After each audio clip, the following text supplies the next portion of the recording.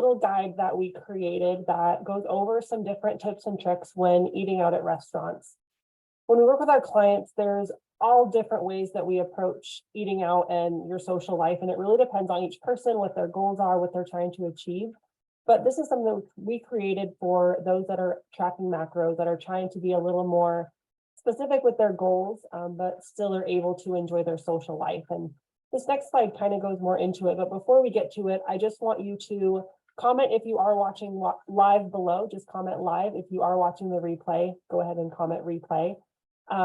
Disclaimer, I am a morning person, and this is kind of getting later in the day. So I'll do my best to make it through to the best of my abilities, but you can already tell that I'm having trouble with words. So words are hard, but I'll do my best because I think this is really, really important, and there's a lot of value in this guide. And if you do want a printout of this guide, you can just email Sierra@evolvewithsierra.com and just ask me for it, and I'll get it emailed over to you. So for our clients that are watching, it is in our resource library. I did add that in there for you guys, so you can get that as well, snag that PDF for you. Okay, so macro tracking is a temporary tool that we use to help clients learn what their body needs to thrive. We want to make sure our clients are fueling their body, helping their hormones, energy levels, and bodily processes to work to the best of their abilities. This approach helps us work with our bodies instead of against it, like other fad diets do. Not every meal needs to be tracked, and it's okay if you want to enjoy a dinner out with family and friends without tracking.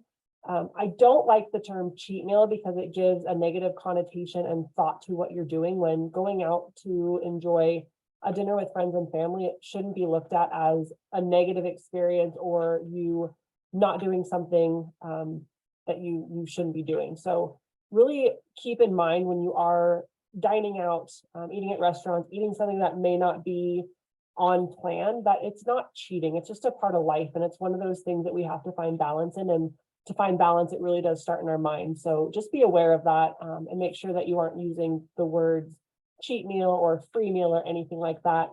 You're honestly just living and being present in the moment. So with that said, we have to be realistic in that the more we have untracked, unfortunately, the less control we have in our body and the success of our goals.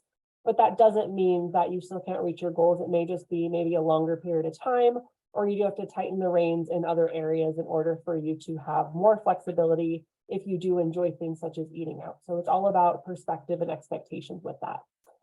Okay, so tips for dining out. Some big things that we chat with our clients about is research the restaurants in advance. Technology is great. There is a lot of different information you can get from a website. MyFitnessPal also has a ton of different restaurants inside of its database already. But the biggest thing is just to kind of prepare yourself for what sounds good at the restaurant that you're going to and plan ahead. That way, when you are planning your meals out for the day, you can kind of decide okay, I need to make sure I don't need as much fats at the beginning of the day because I know the meal that I want at this restaurant is going to be a little higher in fats. And if you're new to tracking macros, this may seem absolutely crazy to you using all this terminology. It's something that you can ask your coach about as well if you aren't quite tracking full macros, and we can help you figure out a good way to approach what restaurant you're going to. If you are going to a restaurant that you don't really know about, or your friends picked out or something like that, and you don't even know the name, you're just going to show up. There's ways to do that too. And we're going to go into some different options based on different cuisine that you're eating, whether it's Italian, Mexican, sushi. So we'll get into that soon. And then the other thing is just ask your server. Don't be afraid to be your own advocate. They're there to serve you. They're there to give you a good experience. So if you need to ask, how is that cooked? Or can you cook it without any butter or oils, any additional butter and oils? Or maybe can you steam my veggies? Most restaurants have no problem doing that. And I'm going to be honest right now, I am sure servers get in such a routine of people ordering the same thing that they're probably like, thank you for giving me a challenge and for me to make my mind think and to do something different. So again, don't be afraid to ask what you need. Ask how many ounces of meat is in whatever meal you're trying to get. And if they don't know, I'm sure they can ask. It's not a big deal, but they're there to serve you. It's in their title, server. So make sure that you're your own advocate for what you need in your own health and fitness journey, and just ask. The other thing that we like to explain to our clients is just choosing things that you know what you're getting. So if it's a weird name and a weird description with all these things you don't know, it's probably not the best option from a health standpoint. And it's going to be really hard to track if you are someone that is going to be tracking those macros. So they gave an example here, the other coaches that helped me create this. So an example would be like a protein, a vegetable, and a starch dish. So a salad, protein, dressing on the side, fajitas, or if you're going out for breakfast, omelet, egg, toast, always ask for dry toast. Otherwise, usually it's absolutely soaked in butter, which there's nothing wrong with that. But usually your omelet has, whole eggs in it and cheese, which are also both fat sources. So the more that you learn about macros, the more that you're able to pick up on what these foods are that you're eating. And then what to avoid: pasta dishes with lots of ingredients and sauces. It's not that the pasta is bad, it's just a very carb heavy dish. So if you do want pasta, maybe ask for a half portion of the pasta with some steamed broccoli and mix it together. So you're still getting that volume, but not as much of one specific thing. And then sauces are usually very high in calories, in fat, sometimes a lot of sugars as well. So it's best to not necessarily even avoid, but ask for things on the side, ask for substitutions. Again, don't be afraid to ask for what you need. Okay, let's go ahead. Oh gosh, it's been crazy. Okay. So like we said, when you eat out and you're tracking macros, it's really hard. You're not going to be someone that brings a scale into the restaurant and is measuring things out. So what we like to use is just the hand method. And this kind of gives you a little example of what that looks like here. So if you're looking for 1 cup of fruits or veggies, think about it as using your fist. If you're looking for pastas or cooked vegetables, usually a half a cup is a serving size, and it's about just cupped up in your hand. More so piled up, not just flat in your hand. Tablespoon, thumb is a good rule, such as butter, different oils that you're using. Obviously, you're not cooking in the restaurant, but just so you're aware of kind of what that looks like. And then 3 to 4 ounces is usually what we recommend for your protein sources. So if you're having a steak, trying to think about a steak as big as the palm of your hand, which I know that's not a big portion when you go to a steakhouse, especially in Montana. But there's nothing wrong with splitting it, into 2 serving sizes and taking half home for lunch tomorrow while you're at work or something like that. So just be really mindful and aware of really what you're putting in your body and what portions, because we tend to overeat when we go out to restaurants, even more so than what we would if we were cooking in our own home. So using a tip of whatever you get at a restaurant, portioning it into 2 different servings. I usually just ask for a box when they bring me my food, portion it out half and half, and then I know what's on my plate I can finish without any worries in the world, know that I have lunch for tomorrow. So it's great. All right, moving on. So tracking alcohol, we actually have an entire guide going over this, but this just kind of gives you a rundown on how to track alcohol while you're tracking macros. So alcohol is actually a macronutrient in itself. It's the 4th macro, which isn't talked about a lot because it's kind of its own monster that we don't want to get into, but we still want everyone to enjoy an alcoholic beverage if that's something that they want to continue in their lifestyle as we work on resetting it. So with alcohol, there's 7 calories per gram. So what we have clients do is essentially just trade out either carbs or fats for those calories and those grams of alcohol that they're having. And this kind of breaks that down for you, and I won't go into detail of it all. And if you have any questions, of course, you can always reach out if you're having a hard time figuring out how to do that. So let's talk about sushi restaurants. I am a huge fan of sushi. I absolutely love it. Generally speaking, sushi is very healthy for you. Of course, if you get into the fried rolls or the rolls with all of the different sauces on them, they aren't going to be as healthy and they're going to be more calorically dense. But as far as a quote unquote clean meal, sushi is absolutely great. And we've kind of broken this down into 3 different, I guess you call it categories of things you can order at a sushi restaurant. So the first thing is sashimi, which is just sliced raw fish. So you're going to get a ton of protein by choosing some sashimi. And when I have clients go to a sushi restaurant and they ask, what would be something good to order, I usually say find a sushi roll that you really are looking forward to. Try to stay away from the fried ones or ones with a lot of sauce, or just ask for light sauce on the top, and then order some sashimi on the side, because a general sushi roll usually doesn't have a ton of protein in it.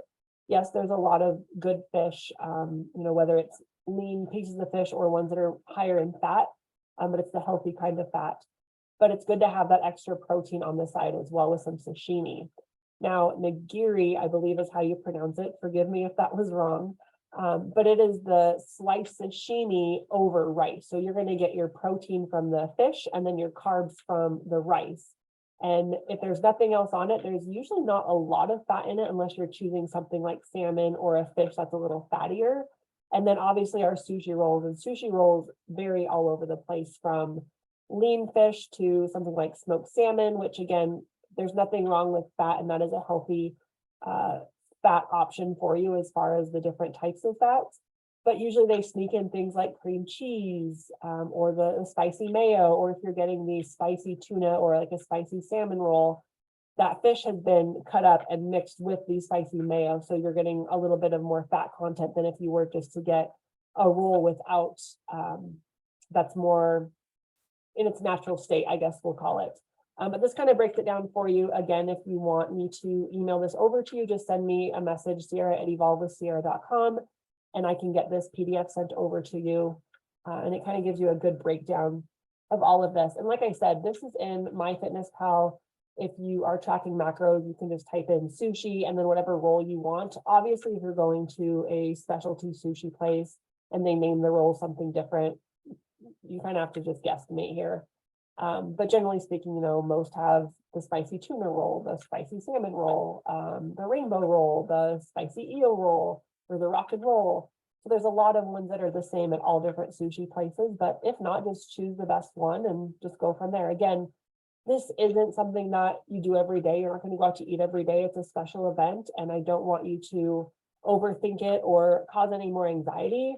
But if you are someone that is serious about really changing your body composition and really seeing good results, you do have to be a little more particular in what you're doing, and that includes when you're eating out. And it doesn't need to be, again, that all or nothing, right? Like even if you did the best you can in tracking and work the rest of your day around it, that's a huge win, and it's better than going in blindly or kind of just being a free-for-all, eating what you want and ignoring the fact that you have these goals that you're trying to achieve. All right, let's move over into Mexican. And if you know me, you know how much I love tacos. So this is one of my favorite ones.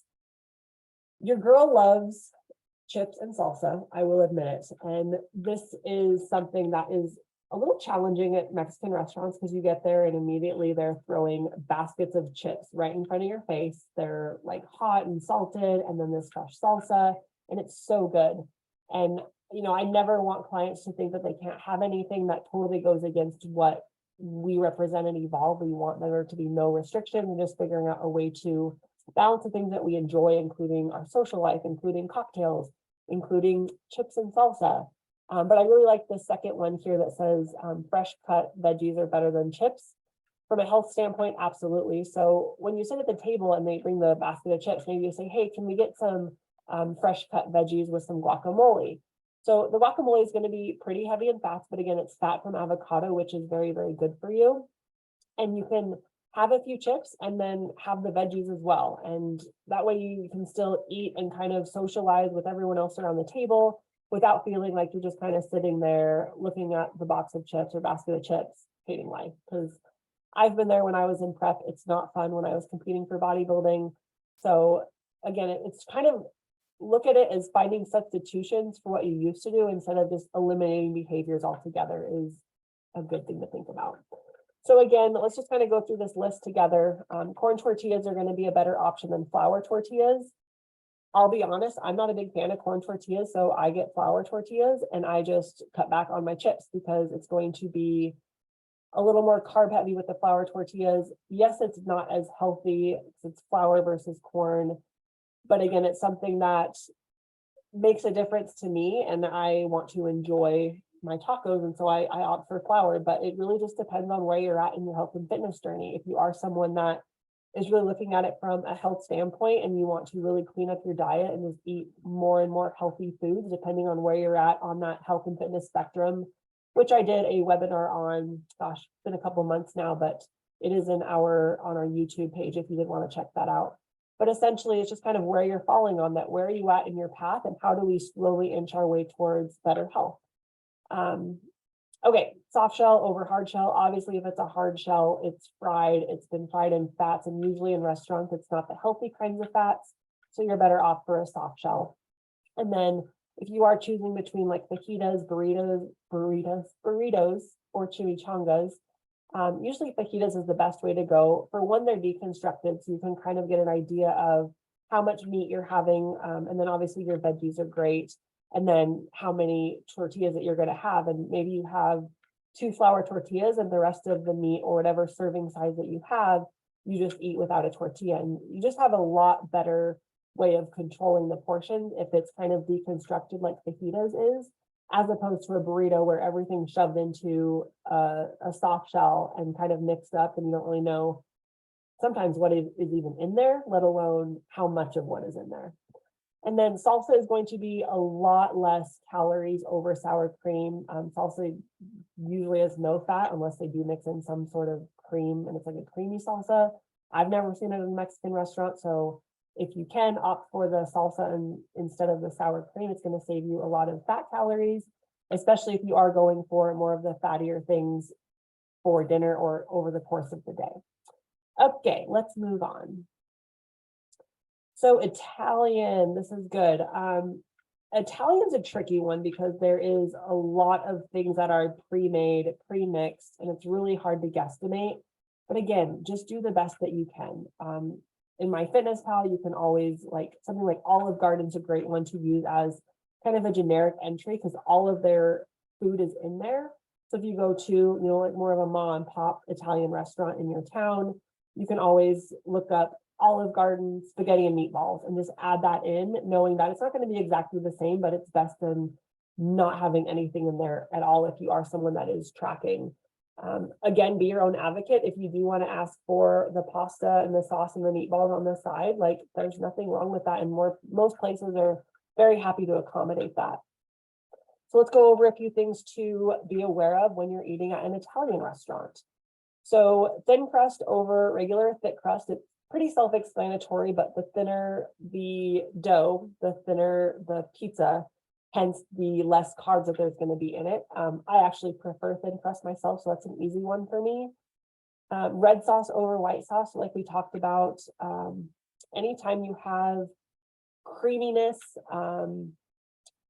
sauces, or anything like that, it's going to be usually high in fat.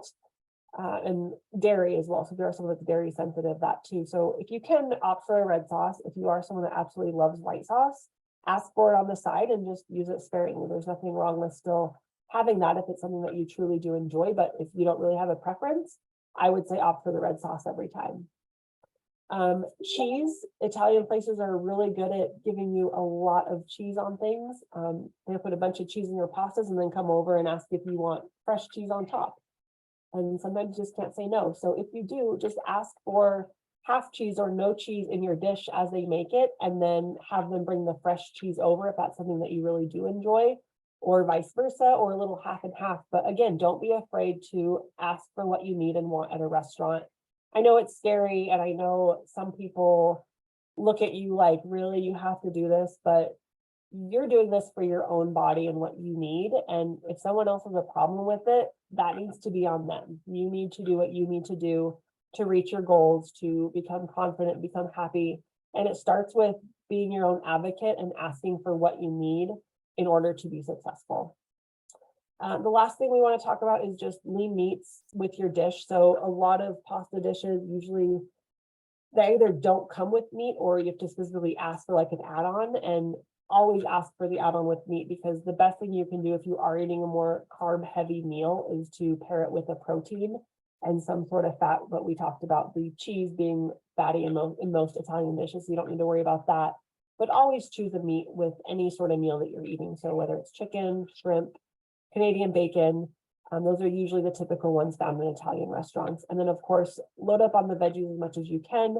Most Italian restaurants have some sort of steamed veggie that you can order on the side, get a salad with dressing on the side and have that. Lots of different options there.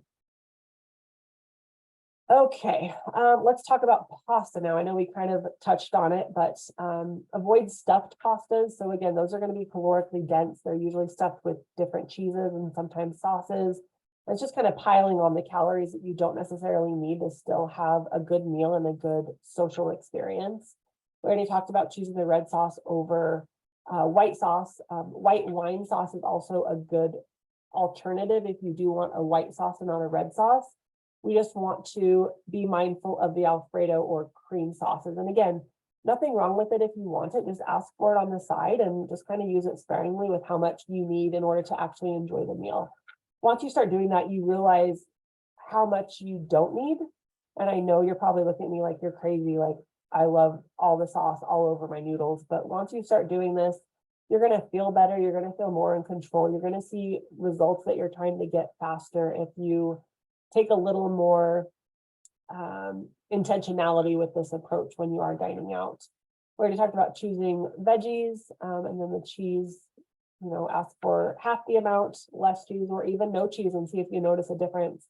Majority of the time, you aren't really going to even notice if there's cheese or not cheese on there, depending on what dish you're having. And the last thing we're going to talk about is an Italian sandwich.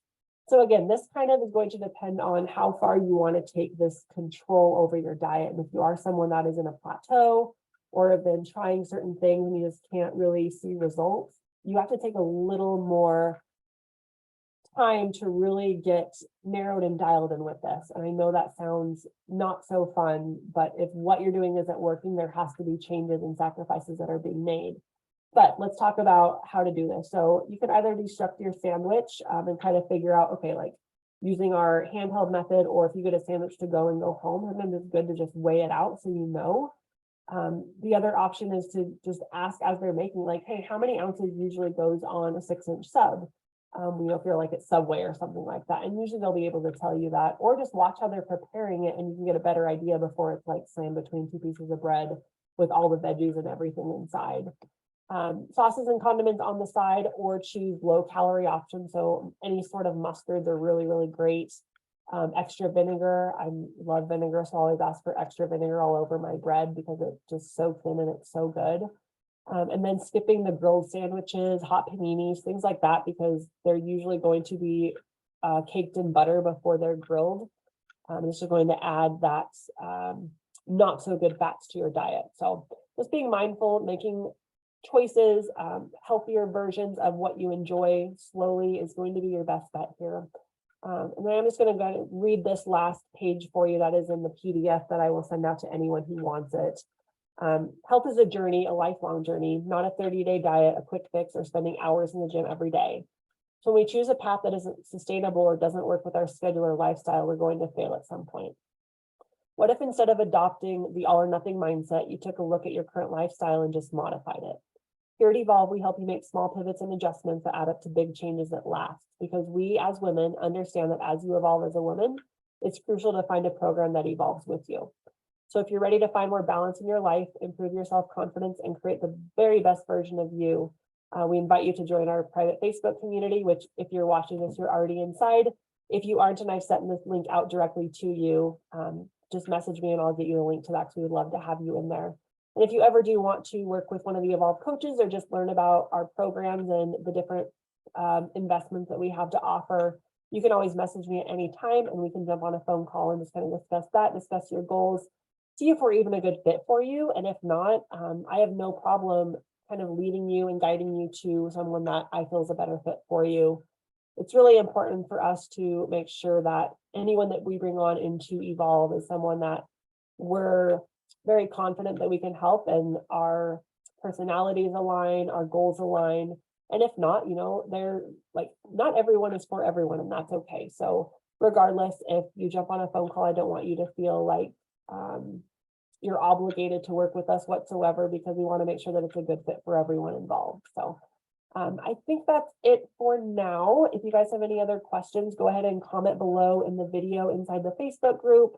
If you are watching this on YouTube or on Spotify, you can always email me, Sierra@evolvewithsierra.com, or send me a message on Facebook. All right, we will be in touch. Talk to you guys soon.